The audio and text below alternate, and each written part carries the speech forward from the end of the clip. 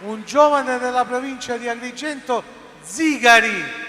Grazie Presidente. Innanzitutto vi devo dire che io sinceramente non sono emozionato, sono incavolato perché sono un ragazzo di 26 anni, diplomato al conservatorio, laureato in legge, consigliere comunale, ma disoccupato, quindi non sono emozionato, sono letteralmente incavolato.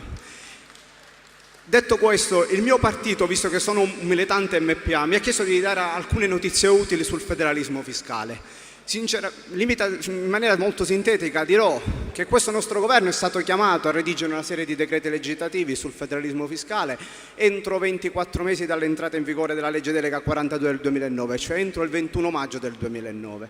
Questo termine è scaduto, ma in realtà la Lega Nord ha presentato una proposta di legge per prorogare questo termine per ulteriori 6 mesi, per cui il termine scade il giorno 21 novembre.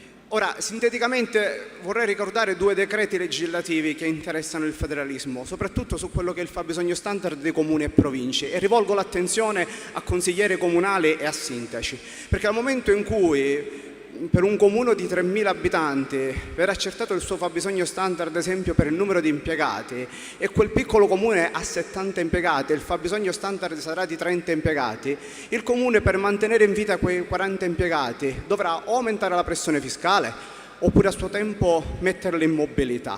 L'altra cosa che vorrei ricordare è che da ultimo il governo ha approvato un decreto sulla determinazione dei criteri attributivi di risorse aggiuntive e interventi speciali. Lo sapete cosa ha fatto la Lega Nord? Ha modificato la denominazione dei fondi FAS. I fondi FAS non esistono più, il fondo per le aree sottoutilizzate non esiste, oggi si chiamano, sapete come? Fondo per lo sviluppo e la coesione, perché quando voi parlate di aree sottoutilizzate, in quel contesto parlate di regioni meridionali. Quando si parla di sviluppo e coesione il termine è un po' più morbido, si fa riferimento soprattutto a quelle che sono le regioni settentrionali. Vorrei poi ricordare tecnicamente soltanto per quanto riguarda le regioni a statuto speciale. Sono 2 soltanto le disposizioni che sono state applicate a queste nostre 2 regioni. La prima è quella sulla perequazione infrastrutturale, dove è previsto quello che è una ricognizione di interventi infrastrutturali su strade, autostrade, tenuto conto di particolari esigenze come la specificità insulare. Ebbene, cari siciliani, non c'è un decreto che ancora è stato emanato sulla perequazione infrastrutturale, non c'è neanche l'idea, l'intenzione di farlo, per cui dal momento in cui scade il termine, cioè vi ricordo 21 novembre del 2011, per l'ennesima volta il governo nazionale avrà offeso l'intelligenza di noi siciliani. Altro punto e concludo, vorrei ricordare che le regioni a statuto speciale sono state chiamate per la prima volta alla perequazione. Cosa significa?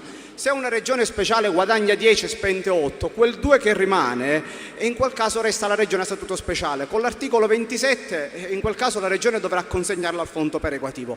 Questo ragionamento può valere per 3 regioni a statuto speciale, non per tutte. Il Trentino Alto Adige, il Friuli Venezia Giulia e la Valle d'Aosta, perché queste regioni hanno ottenuto la specialità semplicemente per acquistare l'anima di alcuni tedeschi e austriaci che si sono ritrovati all'interno dei confini nazionali, perché come dice Pino Aprile nel suo libro Terroni, qualsiasi cittadino del nord, anche nel Trentino in Valle d'Aosta, quando guarda verso nord, verso sud, est od ovest, troverà delle risposte alle sue domande, mentre noi siciliani se guardiamo verso nord troviamo la disperazione, l'est e l'ovest sono appena abbozzati, l'unica risposta la troviamo verso nord, quindi siamo degli amputati in senso naturale, la specialità è un nostro diritto e chiederci di partecipare alla perequazione significa chiedere l'elemosina o un paese povero. Quindi vi invito a riflettere, perché ormai la politica fra destra e sinistra, la politica fra democristiani e comunisti è finita, oggi c'è la politica del territorio e noi ne siamo i protagonisti. Grazie.